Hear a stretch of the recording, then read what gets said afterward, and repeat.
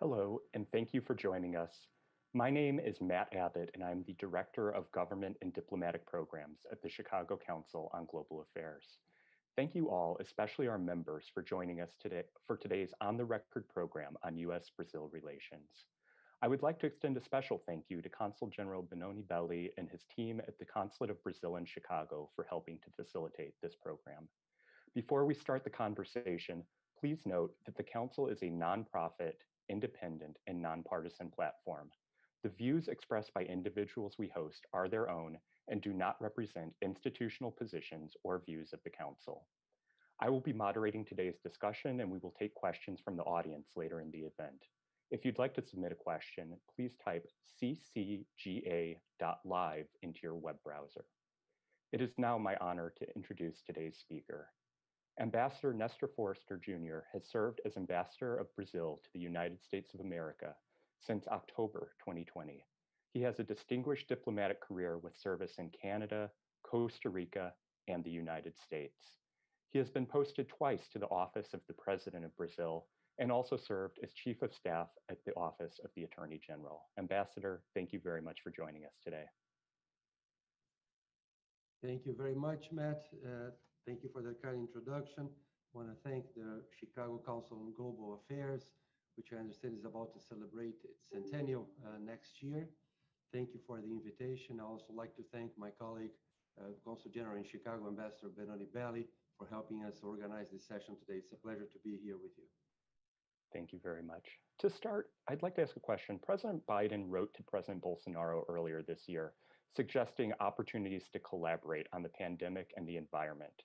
How do you expect the U.S.-Brazil relationship will evolve under the Biden administration, given some sensitive issues in the relationship, especially the environment, the COVID-19 pandemic, the relationship with China, and human rights? Thank you, Matt. That's an excellent question to get us going here. The relationship between Brazil and the United States has a strategic character that stems from its historic roots. Brazil has with the United States the longest relationship we have with any country in the world. We are about to celebrate our bicentennial in just 2 years of diplomatic relations, which have continued unbroken over this period. We also share some very fundamental values which were forged in our common history in our hemisphere of respect for democracy, for the rule of law, for the human rights, for economic freedom, and so on. So, taking into account that framework, those historic connections, which go all the way back to, for instance, the first Brazilian Republican Constitution being largely inspired by the American Constitution back in the late 19th century, to we fighting together in World War II, to the tremendous cooperation we have had since then. We have come to a point where we have a very broad and deep agenda between our countries. You mentioned the letter from President Biden to President Bolsonaro at the beginning of his administration. That, in fact, was a reply to a letter that President Bolsonaro had sent on the very day of the inauguration on January 20th, congratulating President Biden and laying out what I just said here, the common values shared by Brazil and the United States, our common history to a large extent, and how much we have to gain from even closer ties. President Bolsonaro laid out several points for a possible cooperation, and in his reply, President Biden reaffirmed those shared values and highlighted what you just mentioned. What is a priority for his administration, actually for any administration in the world today, of fighting the pandemic, winning this war against the scourge of the COVID-19 pandemic. And also, the high priority given by the Biden administration to the whole question of climate change and environmental issues. And we have responded to that, in a very expedite way. On the vaccine front, we have been cooperating since the get-go, since the early moments of the pandemic, cooperating at the scientific level. There's a group of experts gathered by the White House, of which Brazil has been a part. It's a small group of countries for the past year and a half that has continued the Biden administration. So we are able to share information about variants, about therapies, about vaccination campaigns, and so on. On top of that, we had a great gesture for which we have a great appreciation of the donation of 3 million doses of the Janssen vaccine. It's a single doses vaccine, so it would be, if it were any of the others, it would amount to 6 million doses. It's the largest single donation the US has made so far to an individual country. So we are very thankful for that. I can provide more detail on the vaccination campaign, how it's going in Brazil. It's a massive effort that's been going on for some time with some very positive results. But let me just say a word about environment, and I can delve into it deeper later on. But since the get-go, I have personally reached out to Special Envoy, former Secretary John Kerry, transmitting to him the willingness of Brazil to cooperate very closely with the Biden administration, with the United States, both exploring what we can do bilaterally, to curb deforestation in the Amazon, to reduce the number of fires, but also to bring economic opportunity for the 25 million Brazilians who live in the region. We're sitting on this tremendous natural wealth, and paradoxically have the lowest indexes of human development anywhere in Brazil. So that's a big challenge, and we have many opportunities there in terms of projects for the bioeconomy and so on, to bring opportunity for those people. There's also an opportunity to cooperate at the multilateral level with the upcoming COP26 meeting in Glasgow in November. So that's on the table. Since then, we have had high-level meetings, ministerial level meetings with former Secretary Kerry. And also we have set up a working group to discuss these issues and explore ways we can cooperate. This is an ongoing effort, and I think it's going to continue to bear good fruit. Thank you very much. And I'd love to talk about some of those issues in a bit more depth later. I'd like to ask, what can we expect of the Biden and Bolsonaro relationship in the upcoming years? Can you tell us a little bit more about the personal dynamics between the two leaders and some of your predictions for what we can be expecting? Yeah, sure.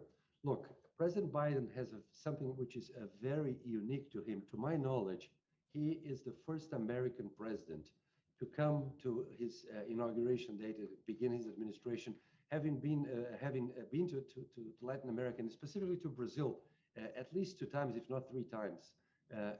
So he is familiar with the reality of our country, with our agenda.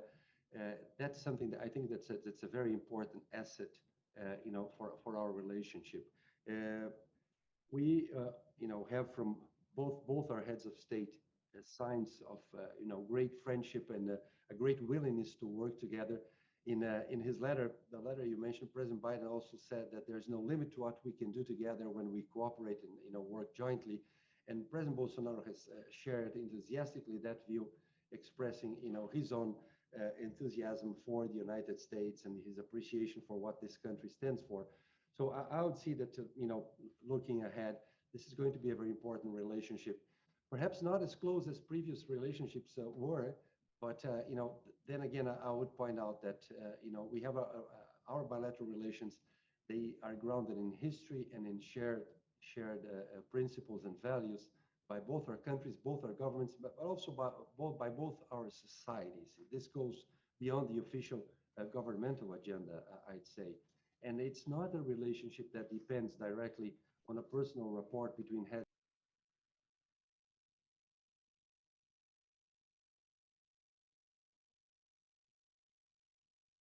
Sorry, I hit a key here, muted myself, I apologize. So, we see the tremendous potential, the dynamic we have in our relationship going forward. And I think that movement will continue with a very good, friendly, close relationship between the heads of state, but the relationship not being, directly depending on that. Thank you very much. In your previous remarks, you touched a bit on the COVID-19 pandemic, and the world right now is facing unprecedented challenges on that front. Brazil and the United States have gone through some very challenging times with the COVID-19 pandemic. Can you tell us right now the current state of the pandemic in Brazil, vaccination rollout efforts, and how you sense the United States and Brazil can cooperate together to try to combat the pandemic? Very good. Thank you for that question, Matt. Yeah, I would like to go a little bit deeper, provide you more detail on that. The first thing is that, Brazil is a country that has, most fatalities, over 500,000 people, and our thoughts and prayers are all with the victims and families of the victims of the pandemic. But, we have been working tirelessly to fight this from the get-go, on both fronts, the sanitary front and the economic front. which we understand should be fought jointly. On the health side, there's a tremendous cooperation that's been going on with the United States for quite a while, including with specific health projects targeting specific populations and situations in Brazil to fight a pandemic. We had a tremendous cooperation from the private sector, including from American companies, donation of medicines, equipments, and so on. I mentioned the recent donation of vaccines. On the vaccination front, Brazil has a population of 220 million people, very diverse geographically. You know how big Brazil is, bigger than the 48 contiguous American states. We have so far distributed over 150 million doses of vaccines and have applied 118 million vaccines as of today. This is the latest data we have. Those efforts have paid off. It seems that the number of new cases and fatalities have picked off in last March and have been decreasing steadily, slowly but steadily. So that's very good news. We have specific good data to show, which are, it's always interesting to highlight. President Bolsonaro has determined that the priorities with vaccination should be, aside from healthcare workers and the senior citizens, also, we should concentrate on those most vulnerable, which include the indigenous peoples in Brazil, specifically in the Amazon, people who live in tribes dispersed in this vast area of the Amazon rainforest. And we have, of that population, of all the indigenous peoples above 18 years of age, 84% have already received a single doses of vaccine, and 75%, okay, 3/4 of that population has been completely immunized, received both doses. So that's something that we are proud of. And of course, that has taken, tremendous logistical challenges and efforts from including from our armed forces and the health ministry and health workers and people, in the state and local level. So that's a joint effort, and it's good to see that good result. On the economic front, Brazil has done something which is, very few other developing countries have done in terms of trying to assist those most vulnerable, those most in need during the pandemic, people who cannot be at home with their Zoom and working from home, people who have to go out to fight for the bread for their families daily. And we had a total amount of, let's say, investment in fighting the pandemic that is equivalent to 8.4% of our GDP. That's really unmatched by any other country. Part of those resources were to help states and local governments, with the health situation, with the equipment, hospitals, etc., intensive care units. But a good deal of that went to some 60 million Brazilians in the form of direct cash transfers. So a program helping those who are most in need when they are most in need. And that program has received praise, including from international organizations, from the World Bank and others. And that's, again, it's something that we have to show for in our effort to fight the scourge of the pandemic. Thank you very much. And before turning to our next question, I'd like to remind our audience, you'll have a chance to post questions of your own in a few minutes. Please direct your browsers to ccga.live if you have a question for the ambassador. Next, I'd like to talk a bit about multilateralism and international organizations. As two of the largest countries in the Western Hemisphere, the US and Brazil, collaborate in the framework of these international organizations on some of the world's most pressing challenges. How does Brazil work within that international framework of organizations? And do you see some opportunities for the US and Brazil to cooperate within that framework? Absolutely, absolutely. This is something that we can say has been strengthened since the beginning of the Biden administration, with this renewed emphasis from the American side on its relationship with international organizations and multilateral institutions. And the U.S. rejoining the Paris Agreement, the U.S. coming back to the World Health Organization and so on. Brazil never left, so we were there all the time and ready to work together. And we see some great opportunities for our cooperation. Let me mention just a few.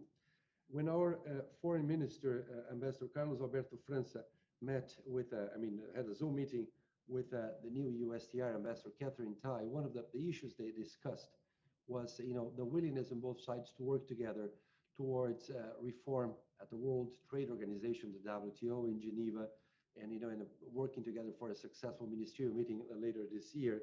So that's a front that's of great interest for both our countries.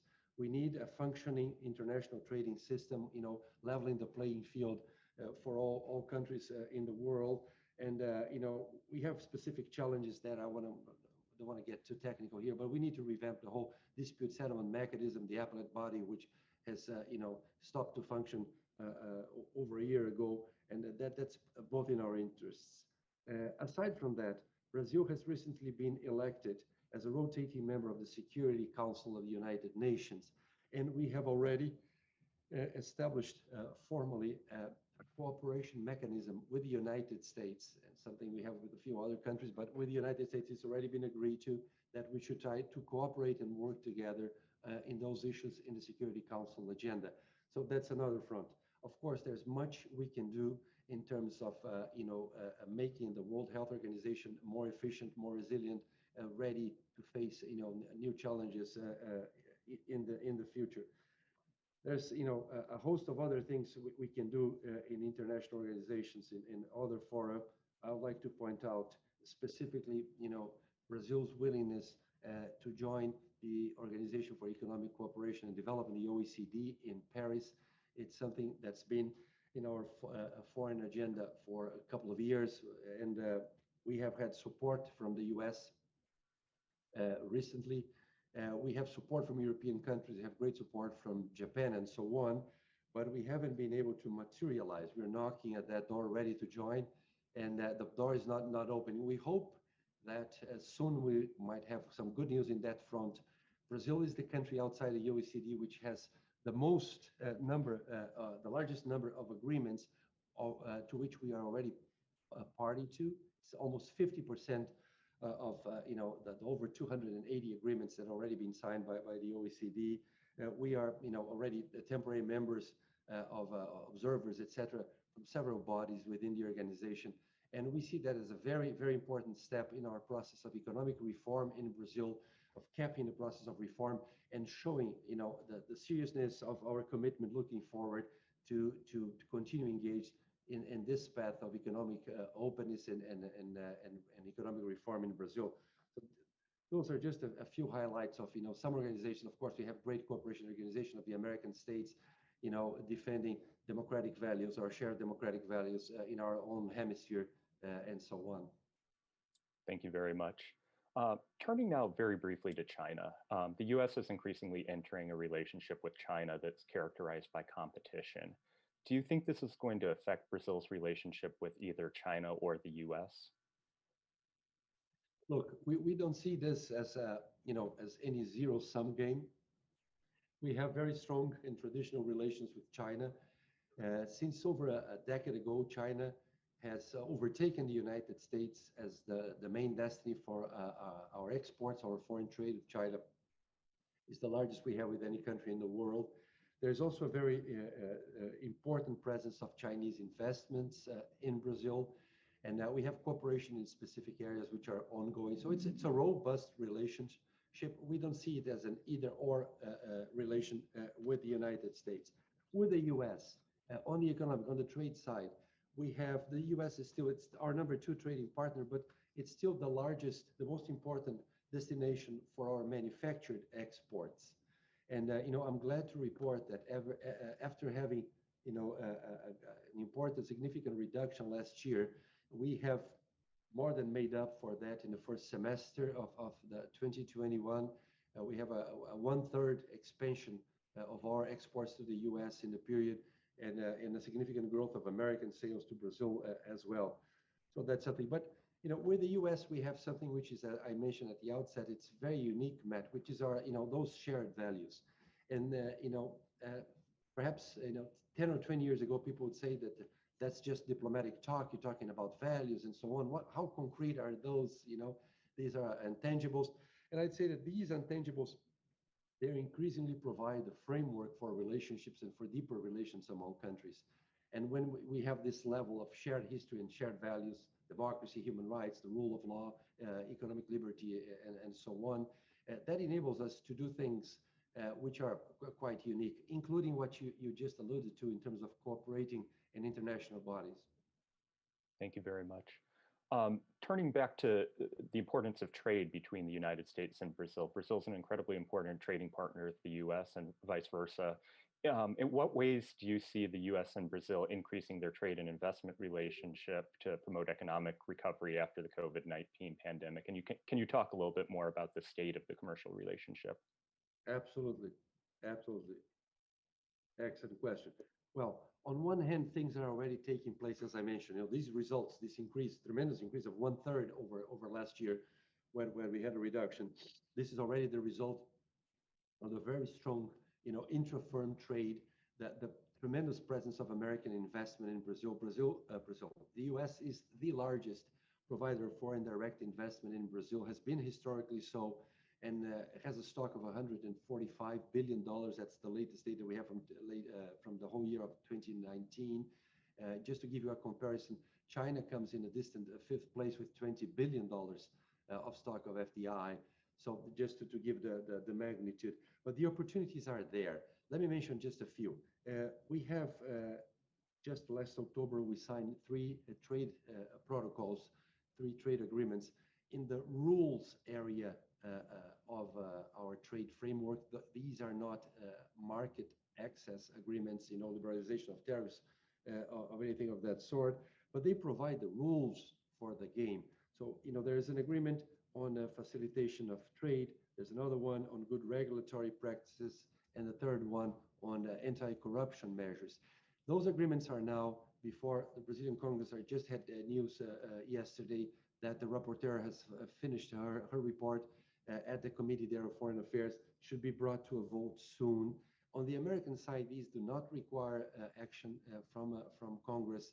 So, as soon as we conclude the process of legislative appreciation in Brazil, we'll be ready to go. And this is something that the private sector has been calling for a long time, because this will streamline our foreign trade operations, cut red tape, reduce the cost of doing business with Brazil. So I'd say that those are very important. We will continue to work hard to make them, get in force as soon as we can.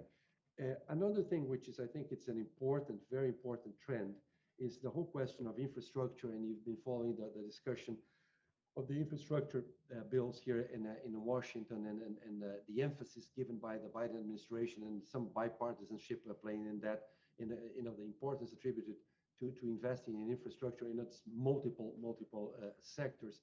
And that's something that will certainly open new opportunities for Brazilian exporters in different sectors. Since you were a Chicago-based institution and thinking about the Midwest, and where part of your great agriculture comes from, that's another area where there's tremendous room for growth and opportunity for our countries, including investment, joint ventures, building up third markets, which is the whole agribusiness sector, and the technology and agribusiness, the whole sustainable agriculture thing. And again, that's something we're doing together in international organizations, is working together to promote science-based agriculture around the world, removing barriers to our agricultural exports, and so on.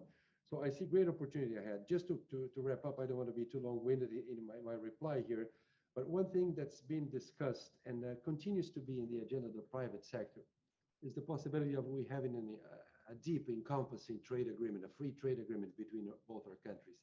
I personally think it's a shame that the two largest democracies in the Western Hemisphere have never negotiated, in a period of 200 years, we never negotiated a free trade agreement. The political appetite, for different reasons, is not there at this very moment, but I think we should keep this in our agenda, because it's very highly important for the private sector in Brazil, in the United States. I hear from people on the Hill here that there is some support for that, just not right now at this very juncture. So that's something I think we should continue to try to work on for a medium term, because I think when we continue to recover from the pandemic economically, the opportunities, the growth will be there, and there will be a renewed interest in getting even closer in our trade and investment rules. Thank you very much. Turning now to defense and security, could you tell us a little bit more about the state of security cooperation between the US and Brazil? Very good. I'd say that's another very bright spot in our relationship. It's a very traditional one, goes all the way back to World War II. Brazil was the only Latin American country to send troops to fight against Nazism and fascism in Europe. We sent 25,000 Brazilian troops to fight in the Italian theater there. We also worked to keep the traveling lanes open in the Atlantic. There was a joint effort, and out of that came what it has become a very important cooperation in this area. I would just mention that recent things. Uh, when President Bolsonaro visited the U.S. March last year, we signed a very important agreement for the joint development of defense products between Brazil and the United States. It's an agreement the U.S. has with very few other countries. It's known by its acronym RDT&E, Research, Development, Testing, and Assessment for Military Products. As with our trade agreement, this is before the Brazilian Congress. It's already cleared. The Chamber Foreign Affairs Committee has been approved there. Should move on to the next committees. We hope to have this in force by the end of the year. We're already exploring ways to see how that could work.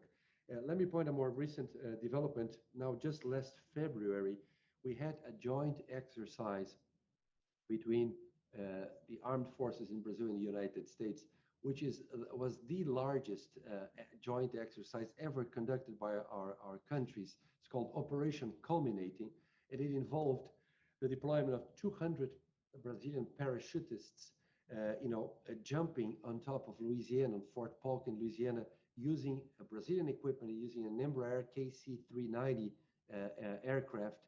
And it was great to hear from, including from the U.S. South Command, how well the exercise went, and the level of expertise on both sides.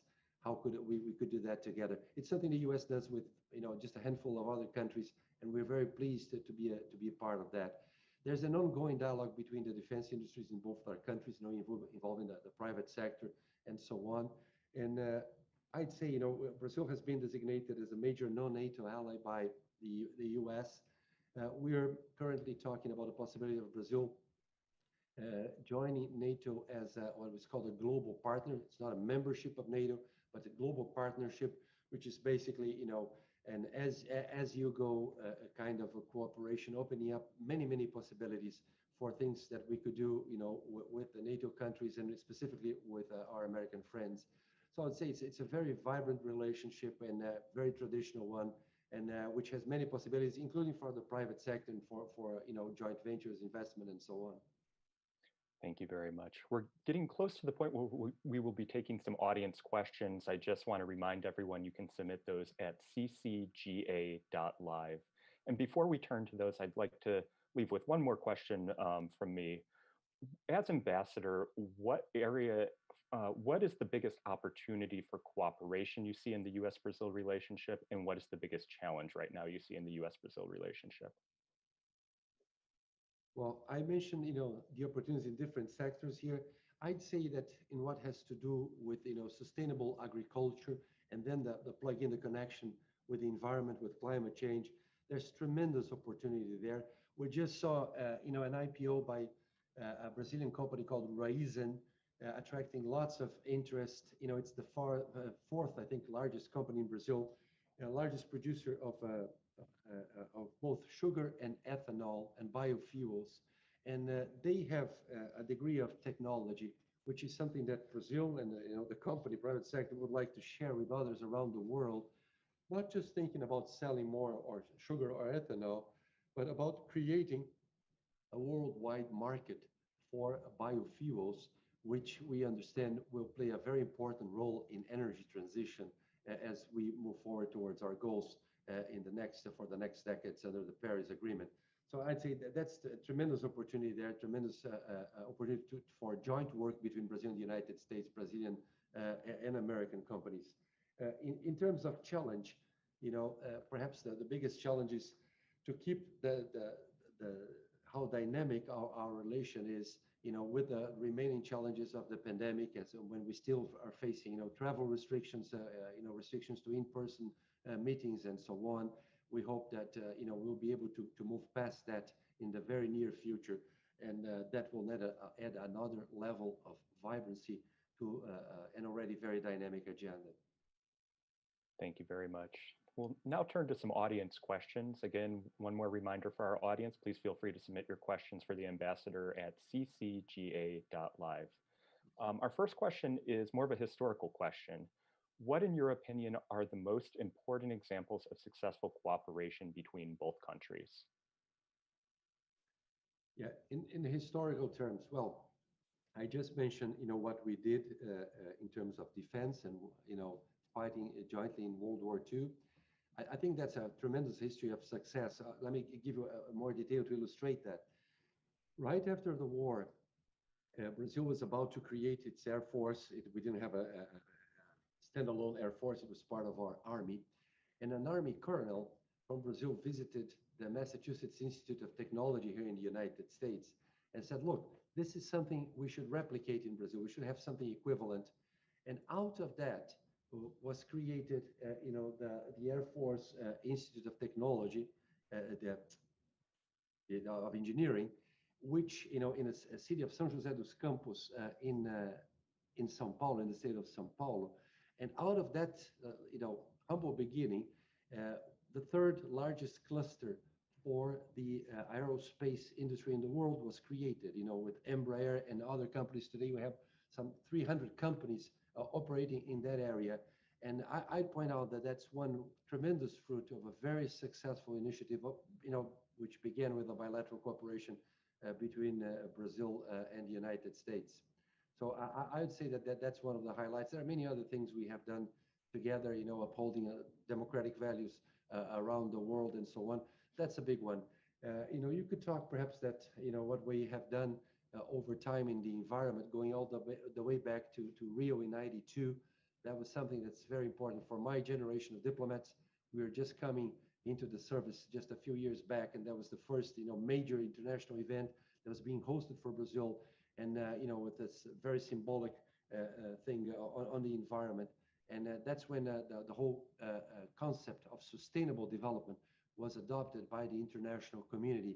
And we think it still remains the answer to many of the challenges we have, including in the Amazon, what I was alluding to before, in terms of providing opportunity for the 25 Brazilians who live there, and at the same time protecting, promoting environmental conservation.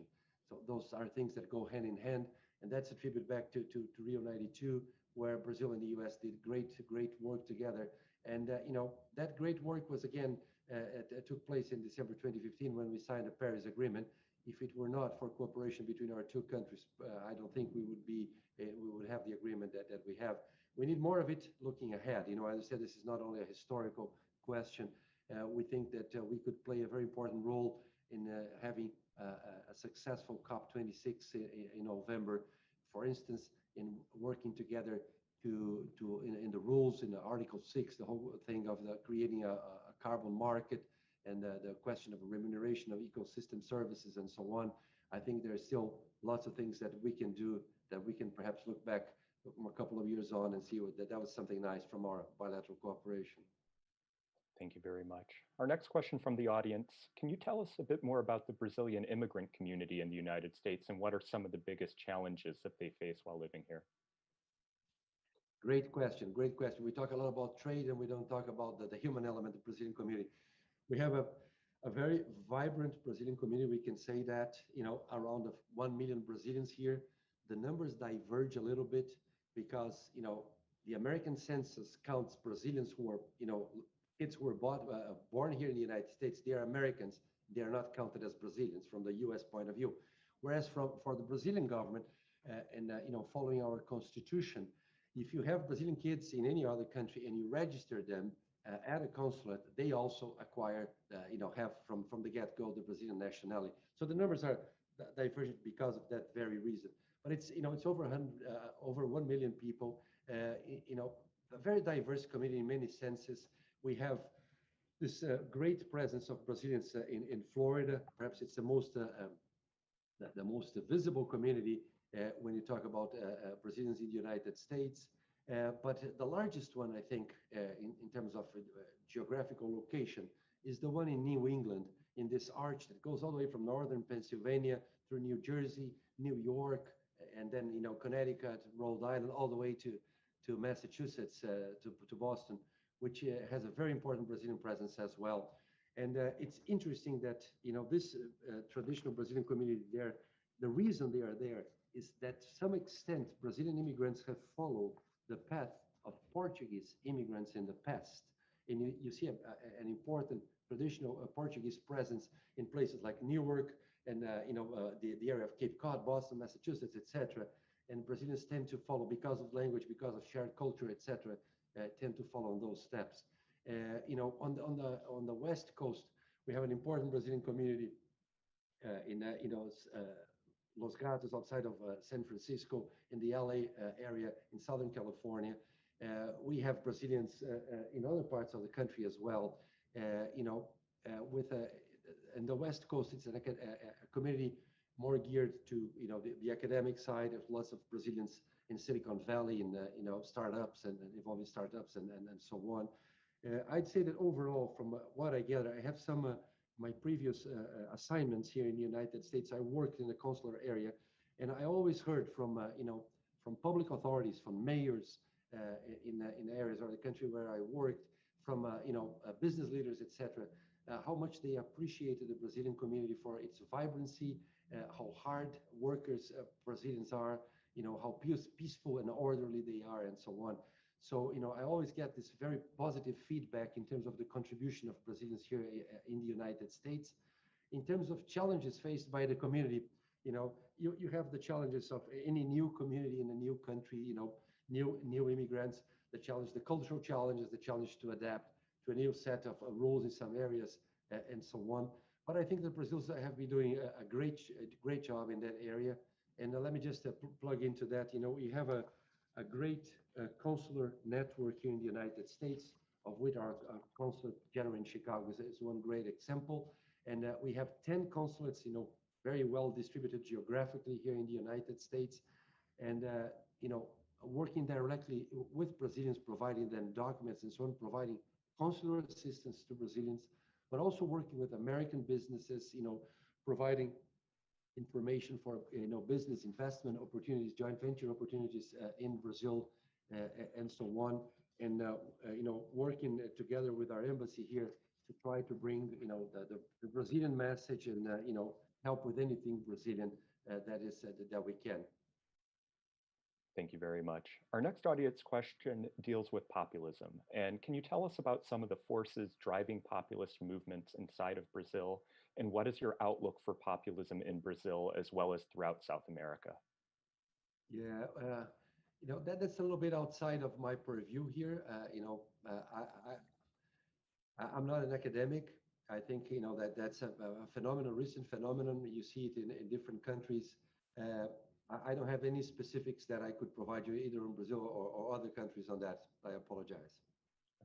Thank you. And then our next question deals with subnational engagement. This is actually a topic near and dear to the Council's heart with our Pritzker Forum on Global Cities. Can you tell us about how Brazilian mayors, governors are engaging at a subnational level, and especially with some of their international counterparts abroad?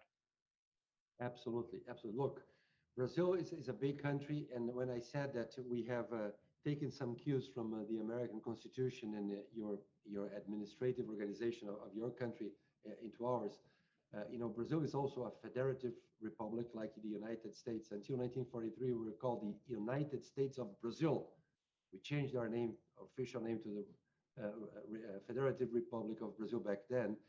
That means that we have many of the challenges and the opportunities that you have here in the United States for states.